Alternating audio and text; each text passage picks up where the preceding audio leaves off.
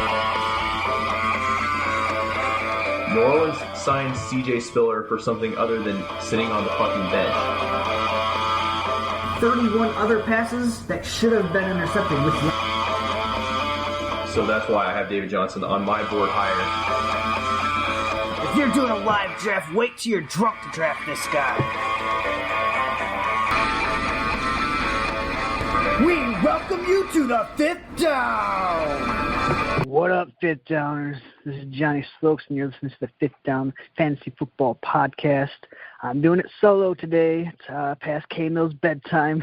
But we'd like to apologize for not having our matchup podcast last week. I was a little preoccupied on the Pyro Light podcast with Mo. We had a really good show. Hopefully you guys tuned in for that. There's some good info on that. But we're going to get into things here on episode 43. It's going to be a quick waiver wire show. There's not a whole lot out there, but I feel like it's our duty to do this. So without further ado, I will jump into some of the news and notes. There's not a whole lot out there, but something that to be of note is Gronk was thought to have had a punctured lung, but I've been hearing some other reports that it may just be a simple chest injury, but it's still a situation you want to monitor. He could miss a game. It's something that you're going to want to look into throughout the week. If he is not to go, it's still going to make Martellus Bennett a tight end one. So if he's available in your league, I mean, by all means, pick him up. Carlos Hyde came back for his Week 10 matchup, and he struggled in return. He had 13 carries for 14 yards. Obviously, it was against a pretty good Arizona run defense, so look for him to have a bounce-back week next week. James Starks returned, and it looks like they're leaning more towards him over Ty Montgomery. He only had 5 touches. Starks is a guy that could probably get some more work going forward, although I'm not really sure how much value there is to have in that backfield. But if you're really stressed on running backs, that's definitely a guy that you could go towards. This is something that I just heard about today is Alshon Jeffrey is suspended for 4 games for violating the league's PED policy. It's effective immediately, so he will be out of commission for the next 4 games. That's really big news, especially from Chicago's perspective. They're having a struggling offense, and, you know, they're going to be without one of their best weapons. So that's definitely some big news. Another news, Sammy Watkins, he is not ready for practice, which it's to be expected. It's going into Week 11. He wasn't expected to be back until at least Week 12. So definitely if you have an IR site, you could leave him there, but it's starting to look a little bit dimmer on his end. Larry Fitzgerald is probably dealing with a grade 1 MCL sprain, but it looks like he will play next week. So you want to still monitor his health and check and see on Wednesday if he's practicing limited at least. All right. So let's jump into some of the waiver pickup for this week. Not a whole lot out there for quarterbacks. I mean, Carson Wentz is going on the road against Seattle, so you're not picking him up to start. Flacco, he could still against Dallas. His secondary is pretty banged up right now. They gave up over 400 yards to Pittsburgh, but as we all know, Flacco, he hasn't really been really good this year. I know he did have a pretty decent game on Thursday night against the Browns. He had 3 touchdowns, also threw 2 interceptions. So, I mean, his play is a little bit unpredictable at this point. But, I mean, if you're really in a crunch for quarterbacks, I guess that could be an option. Tannehill actually looked pretty good this past week against San Diego.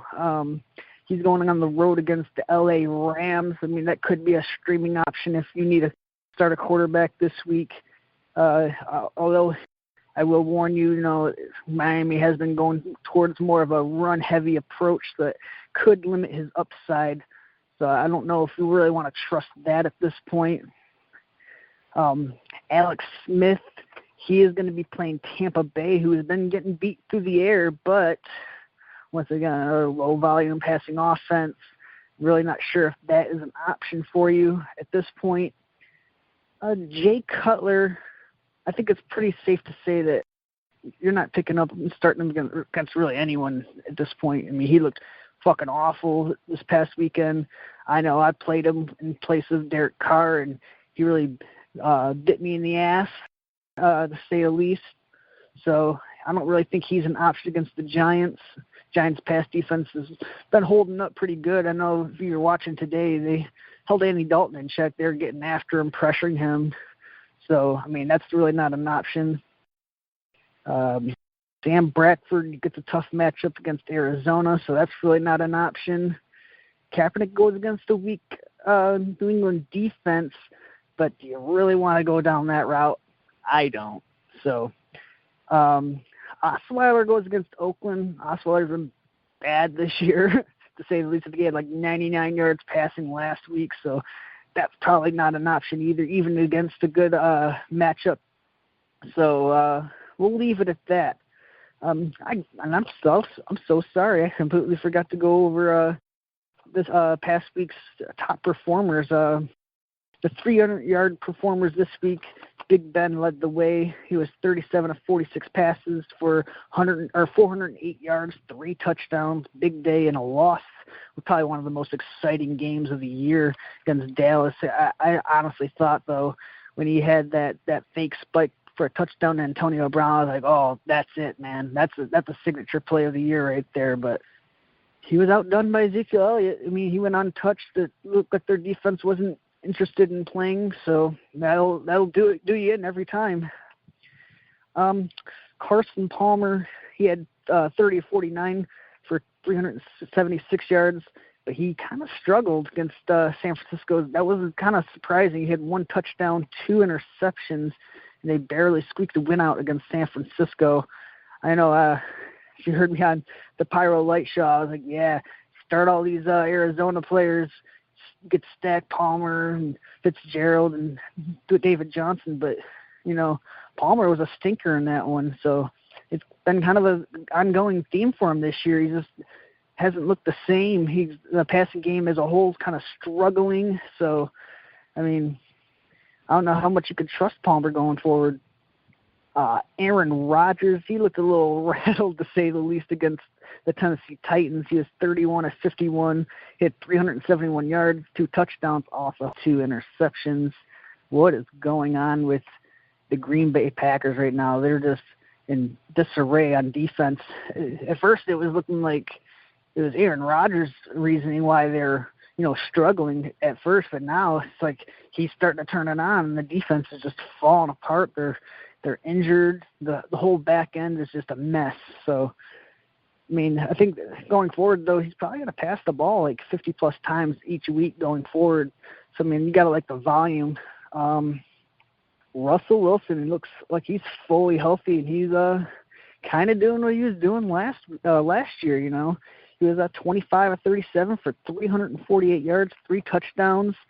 He beat down on the New England Patriots, and they squeaked out a win against them. That goal line is just deadly for both teams.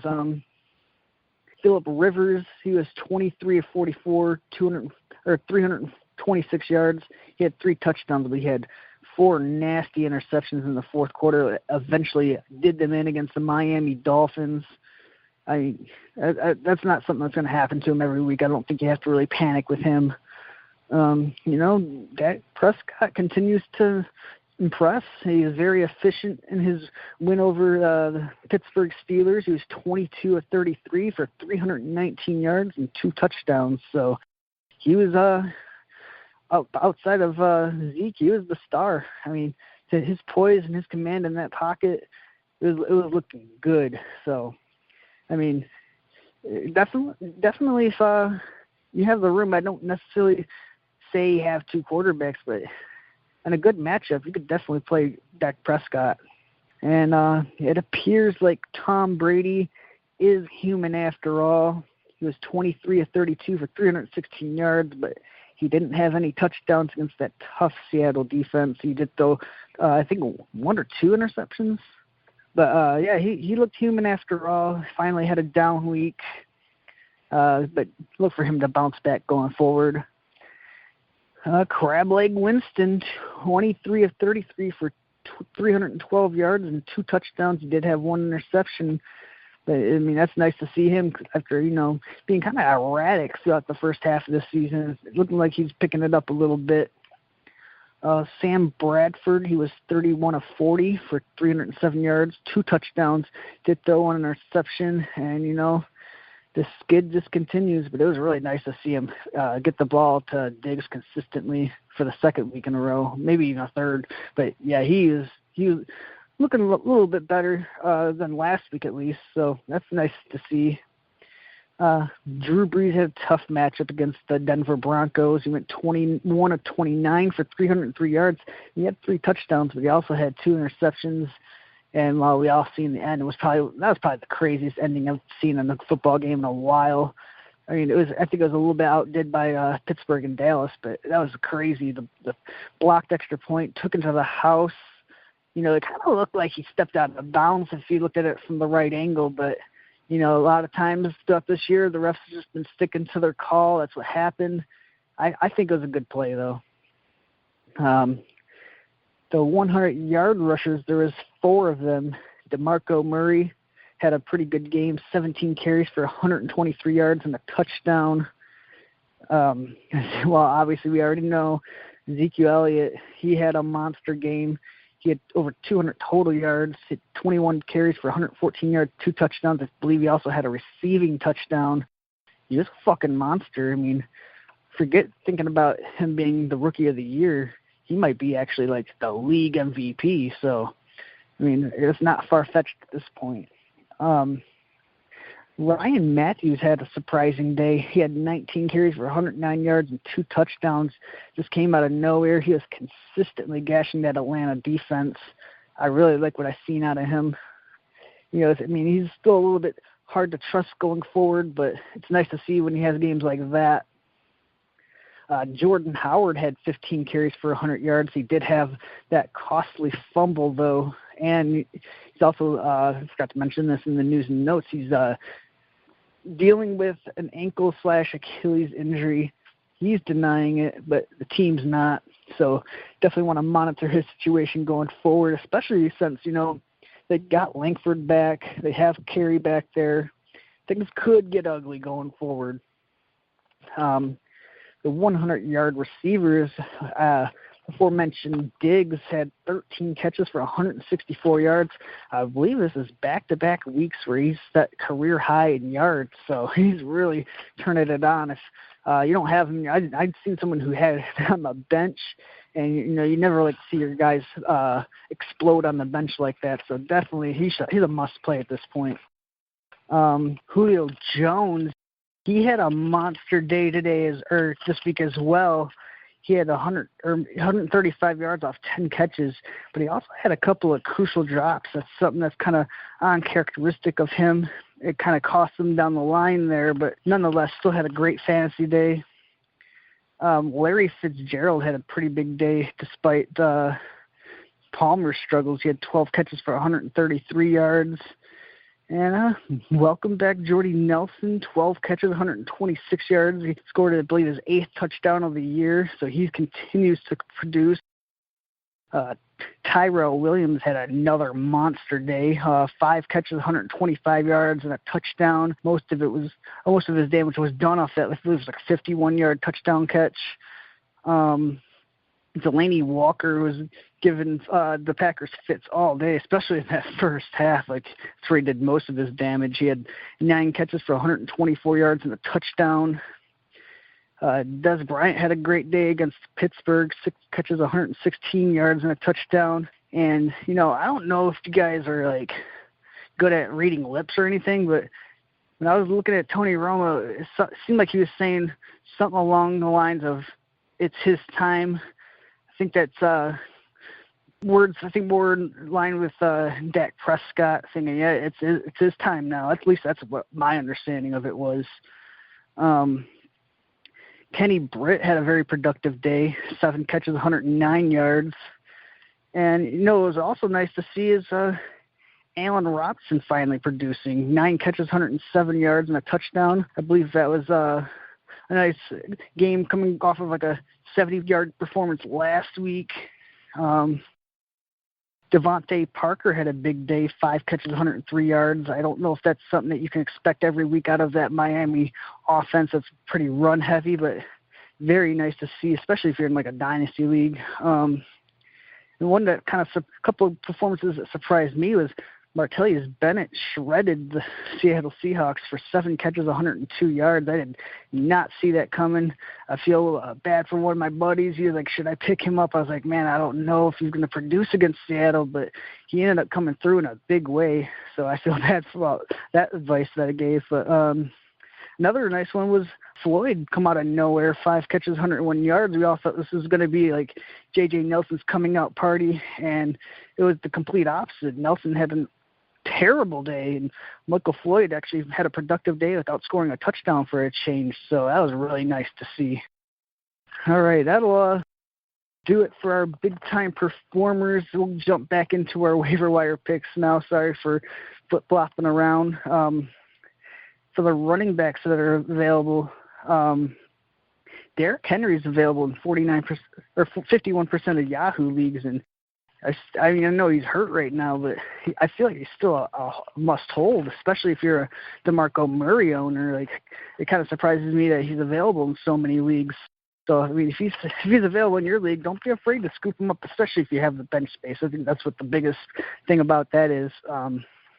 I know we'll go over to the Seattle situation. CJ Prosise had a big day. He had I believe he had like 17, 18 touches, something like that. He was looking pretty good, especially in the passing game. He was really excelled. He had 7 catches. He was being utilized as the lead back over there, and that's interesting to note because another guy that's available on the waiver wire is Thomas Rolls, who should be coming back next week. So it'll be kind of interesting to see how that whole backfield shapes up. It's kind of hard to go away from Prosise after the game that he just had, though. So, I mean, if you have a piece of that Seattle offense, whether it be Christine Michael or CJ Prosise, I think you might want to pick up Rolls just in case, he does get that lead role. I don't really foresee that happening right away, but it's definitely a situation to monitor. And, Rob Zombie Kelly, he's available in 52% of leagues, and he had another nice productive day. He was like 3 yards shy of 100 yards. He was running hard. Really reminds me of like a less athletic version of Frank Gore. But I mean, he's really not a guy that's going to mess around dancing in the backfield. He's just a north and south pounder. He really runs really hard. He always seems to fall forward for extra yards. I love the way that kid runs. Bilal Powell actually had a pretty productive day. He had that awkward-looking touchdown where they flicked it back to him. He's on a bye, though, so I can understand if you don't really necessarily want to pick him up. Another guy that I don't know you really need to own this guy, but if you're like a Doug Martin owner, I think it would behoove you to have Peyton Barber. He had 12 carries for 38 yards.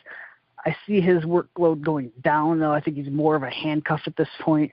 I know the touches were pretty close, 16-12, but I could see his workload going down.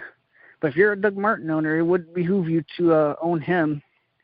Same thing if you're a Carlos Hyde owner. I think it also behoove you to have Juju Harris. Once again, I think that he's more of a handcuff at this point because I could see his workload going down. But if something was to happen to Hyde again, you would already have him.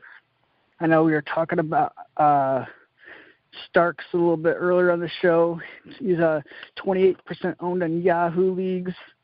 And, at this point of the year, man, if he's a starting running back, you got to own him, even if he isn't really that good. But he had 10 touches, and I could see his workload going up a little bit. It seems like they're trying to move away from Ty Montgomery in the backfield. Like I said earlier, he only had 5 touches. So it looks like they're trying to go to a more traditional setting at the running back position, which I think is ultimately the right move. But, I mean, Starks just really isn't that good. Another guy, he got out-touched pretty badly, but Kenneth Dixon's workload has been going up, and he looked actually pretty good in that game. I know it was against the Browns, but he had 11 touches for 80 yards. I could definitely see his workload increasing because Wes continues to put up stinkers. I know he got a heavy workload. They only had like 65 yards rushing, so I could see Kenneth Dixon's workload going up from here on out. And with the injury to Jordan Howard, we don't know how serious it is. But I mean, if you're a Jordan Howard owner, I mean, I think you could pick up Jeremy Langford just to be on the safe side. I'm not saying he's a must-add either, but I mean, to be on the safe side, it wouldn't be a bad idea. And just a couple of more names to name out there, just because obviously D'Angelo Williams is going to be out for a couple more weeks. Something was to happen to Le'Veon Bell. I'm not saying it is. I hope nothing does happen to him. He looked great in this game that was against Dallas, but something was to happen to him. Right now, the only other back that's active over there is Fitzgerald Toussaint. He's only owned in 1% of leagues. I'm just saying, like, so if something was to happen to him, you could pick him up. Obviously, they'd probably bring somebody else in there, but I mean, it never hurts to own a running back at this point in the year. I mean, another guy that could probably bring in there is another guy that's on the practice squad is Carlos Williams. So, I mean, that's what I'm saying. Really, it's not a real strong play. Obviously, it's not a must-add, but it's just something to take into perspective. All the people that were picking up bibs thinking that they were getting a waiver wire gem, that was just not the case. He got outsnapped by Devontae Booker 58-19. So if you own bibs, it's safe to drop him for someone better, like maybe like a guy like Rob Kelly or CJ Procise. Like, I like both of those guys a lot more, obviously. So let's go over to the wide receiver position. If you're an owner of J.J. Nelson, you could probably drop him. I think he's going to lose his number 2 job to Michael Floyd. If you own Quincy Enunwa, I feel like you can drop him too. That situation's just real murky. Even Brandon Marshall's struggling with that offense. So if you have Quincy Enunwa, you can pretty much drop him at this point. Same thing with Sammy Coates. He only played 2 snaps. He's fallen way back on the depth chart to like 4th or 5th receiver. So if you own Sammy Coates, you can go ahead and drop him. Yeah, one of my favorite ads is Cameron Meredith. He's the de facto number 1 over there in Chicago with Alshon Jeffrey being out for 4 weeks. He's owned in 33% of Yahoo leagues. A lot of people have dropped him, obviously, because of production has gone down with Jay Cutler at the helm. But, I mean, he's going to be the de facto number 1.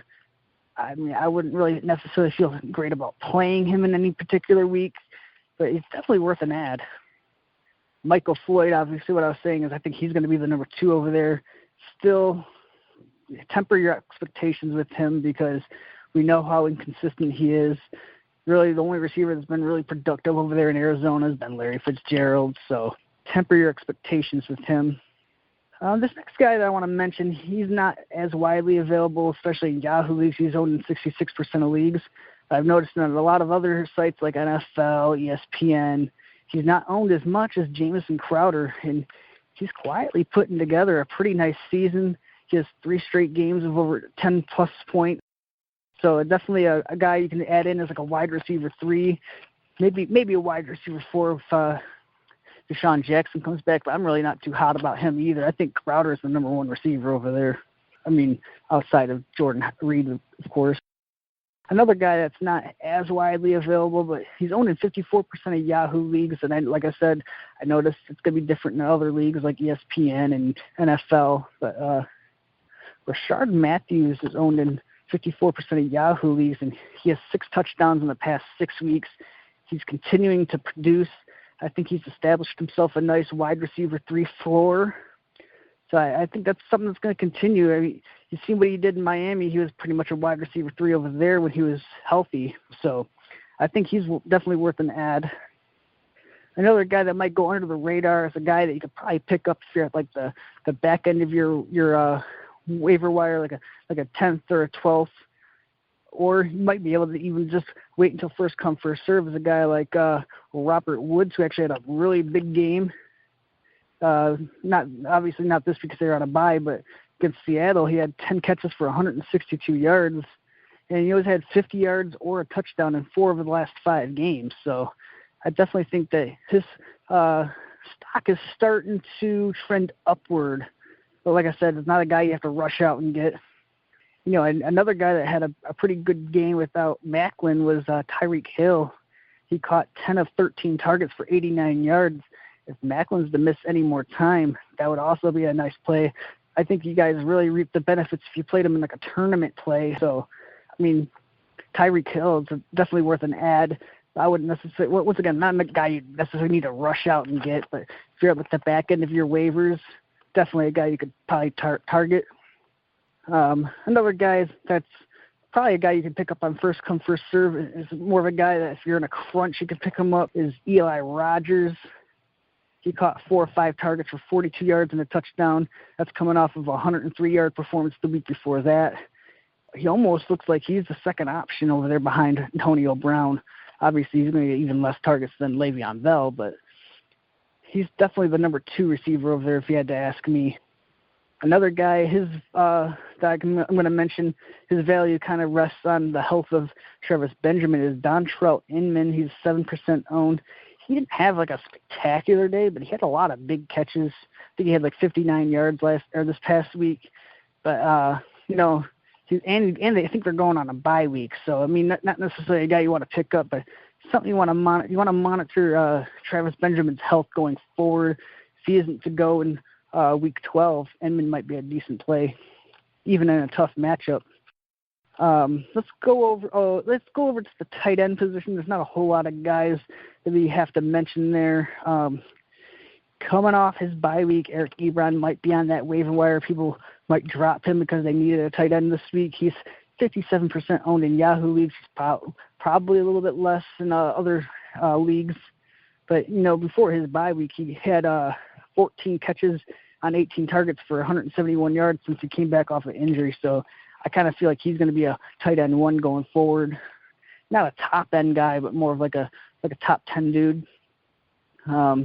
I know Cameron Brate, his production seems like it's kind of inconsistent. He had a big game this past week, but it's really not as inconsistent as you think. When Jameis Winston, he throws the ball for 30 plus times, he gets either 60 yards or a touchdown. So he's starting to establish a trend. So that's something that you can look at. I know these past couple weeks I've been saying, pick up C.J. Fedorowicz, and he really let a stinker out on you guys. He had like 3 catches for like 24 yards or something like that. But Jacksonville's actually been pretty good against defending the tight end. And if you look even deeper into that matchup, he got 2 touchdowns vultured from other tight ends like Ryan Griffin and Steven Anderson. They both had a touchdown, so those could have gone to him. So definitely don't fade on him, because he also gets a pretty good matchup next week going into Mexico City against Oakland. I think he's a pretty viable play there as well. But other than that, that's all the waiver wire picks that I have this week. Please tune in on Wednesday. We're going to try something a little different. We're going to move our matchup show on Wednesday so that way we can cover the Thursday game. We'll also be doing our rankings in the same show as we go, so look forward to that one. But that'll pretty much do it for today's show. Please tune in on Wednesday. We are now on Blog Talk Radio. We're giving that a try. We're still on Spreaker. Obviously, we're on iTunes. We'd greatly appreciate it if you could leave us a rate review. That'd be greatly appreciated. We're trying to grow as a brand. It's been a while since we got a review. I'd really appreciate it. That'll pretty much do it. Stay classy, Fifth Downers.